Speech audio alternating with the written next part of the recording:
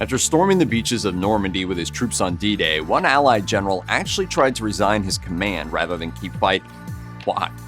Historians have often cited Field Marshal Bernard Montgomery's command style as cautious. However, Montgomery threw caution out the window for Operation Market Garden. In the fall of 1944, after the colossal success of the D-Day landings in June, the German army was on the back foot. To capitalize on this momentum, Montgomery concocted a plan to try and win the war in one blow. The chief objective of Operation Market Garden, which commenced in mid-September, was for Allied forces to take key bridges in the Netherlands that would allow them direct access across the River Rhine into northern German territory. Unfortunately, the operation failed in its main objective after losing the Battle of Arnhem. Overall, Montgomery's plan was too optimistic. The level of potential German resistance was not given the proper respect, and the element of surprise was squandered, as Allied troops were forced to make multiple landings over consecutive days due to the limited availability of aircraft transport. Additionally, to reinforce British fighting at Arnhem, the Allied troops had to rely on moving up one narrow road, which quickly became blocked by traffic. As famed military historian Sir Anthony Beevor declared, Operation Market Garden should never have been launched. Field Marshal Erwin Rommel and his Africa Corps frequently lauded to a near-mythical degree for their military prowess, particularly in North Africa. While Rommel's victories, which earned him the moniker of the Desert Fox, certainly stunned and shocked his Allied foes, historians like Larry H. Addington concluded after the war that even Rommel's greatest achievements in North Africa didn't amount to much in the grand scheme of Axis strategy. Even at the height of Rommel's success in North Africa, he and his forces were never in the most optimal position, often reliant on captured British supplies and vehicles, and frequent ill-advised clashes with his superiors only made things more precarious. Animosity between Rommel and some of Hitler's military advisors was at the root of the problem. In his book, Field Marshal: The Life and Death of Erwin Rommel, Daniel Allen Butler writes that during his early career fighting in Belgium and France, Rommel was also too prone to leave his staff and sometimes even his radio vehicle behind, while personally directing the actions of a single company or battalion, making effective coordination of the division's armor, infantry, and artillery problematic at best. A commander of Rommel's caliber should have recognized that communication issues can spell doom for any operation. Even Butler, who frequently defends the German commander against accusations targeting his alleged logistical shortcomings, admits that Rommel could needlessly impede his own momentum by keeping his staff in the dark. Sebastiano Visconti Prasca is not one of the most well-known World War II generals. However, he should be, if not for any stunning military victory, at least for his incredible incompetence. In hindsight, Prasca, a commander who was more into working out at the gym than leading his men, was a huge gift to the Allies, as his ineptness helped crumble the Italian invasion of Greece. The Italian general believed the campaign in Greece would be an easy one, shrugging off any chances the Greeks had with comments like, "They're not people who like fighting." Well, as history proved, Prasca was wrong. The invasion of Greece was a complete disaster that required German intervention in order to save Axis momentum. Italian forces suffered around 150,000 casualties, while Greece suffered closer to 90,000. Prasca was relieved of his command only 2 weeks into the invasion. Japanese Lieutenant General Renya Mutaguchi deserves much more attention from military historians and World War II buffs for how incredibly reckless his tactics were. After securing victory against the British in Singapore in 1942, Mutaguchi wished to continue his success, this time in India. He believed that if the British could be overcome in northeastern India, the rest of the subcontinent would soon follow, and even looked at his forces as sort of liberation force from British rule. While Mutaguchi certainly knew how to dream big, he was terrible at planning small. When on the offensive against British opposition in Impal, he had thousands of his men march great distances while only carrying 20 days' worth of provisions. Mutaguchi believed that if they trekked light, lived off the land, and stole British supplies, speed would be their ultimate ally against the enemy. The Japanese commander also assumed British opposition would crumble at the first sight of pressure and ignored their formidable air force. It was a military disaster. According to Burma, the longest war, Japanese casualties totaled 54,879, while the British only lost 12,603. In December 1944, Mutaguchi was called back to Tokyo, relieved of his command, and forced into retirement. The Battle of Kasserine Pass in 1943 is widely remembered for two things. It was the first clash between American and German forces, and it was the battle where Major General Lloyd Fredendall etched his name into the history books for all the wrong reasons. Fredendall, a West Point graduate and veteran of the First World War, commanded the American troops, while General Kenneth Anderson commanded his British allies. Despite outnumbering the Germans under Rommel, the Allies reportedly suffered more than 10 times as many casualties. Both Anderson and Fredendall were heavily criticized, but it was Fredendall who took the fall.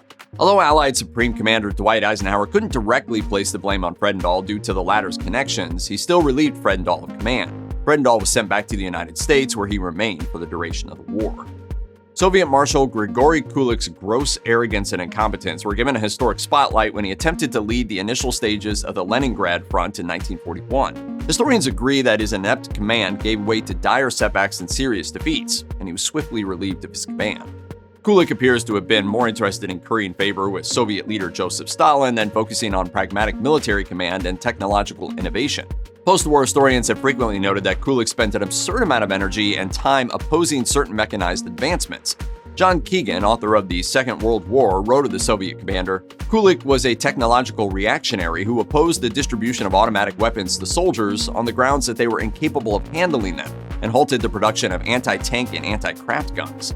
In a period when the Soviet Union would need every advantage they could muster against Nazi Germany, Kulik's actions were detrimental to the Soviet cause. By multiple accounts, he consistently acted as an obstacle against certain technological advancements regarding tanks throughout his military tenure. Major General Rodney Keller, who led the 3rd Canadian Infantry Division, may not be one of the most prominent Allied commanders from World War II, but he did take part in D-Day. Sadly, whatever contributions he made were overshadowed by a propensity for drinking and a lack of respect for standard security protocol regarding intel. While Keller's colorful language and gregarious nature made him popular among everyday soldiers, it drove his senior officers up the wall. Keller led his forces, around 14,500 Canadian soldiers, during the Normandy landings and fought on Juno Beach. But by all accounts, throughout Keller's tenure in France, he failed to impress. He was reportedly always jumpy and appeared only to be interested in his own safety. This led to claims that Keller was yeller. Keller himself recognized that he was in over his head and tried to resign. His resignation was refused. Shortly after D-Day, on August 8th, Keller was wounded by friendly fire and replaced. He received no further commands for the duration of the war. The Battle of Okinawa is frequently cited as World War II's bloodiest Pacific engagement. The Allied victory over the small island cost over 75,000 American casualties, while some estimates put Japanese losses at more than 250,000. American forces attacked Okinawa on April 1, 1945. Japanese Lieutenant General Isamu Cho organized the island's defense alongside Colonel Yaharo Hiromichi, with the latter preferring a defense-oriented strategy.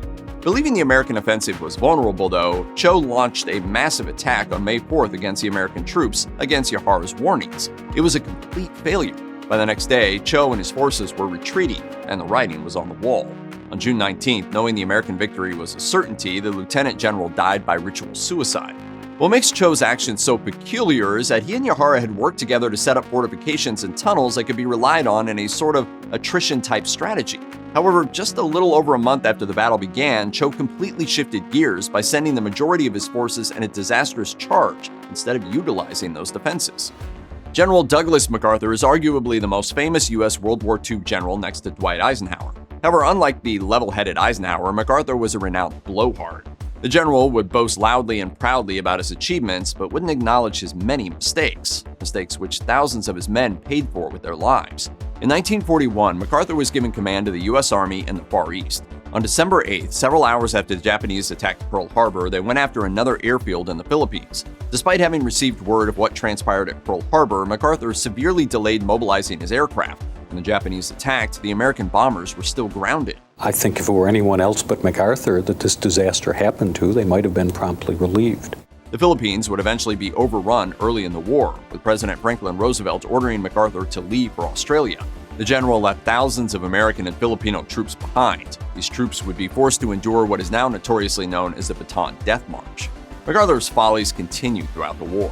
In 1944, to support his campaign to take the Philippines back, the Marines were sent to engage the Japanese at Peleliu.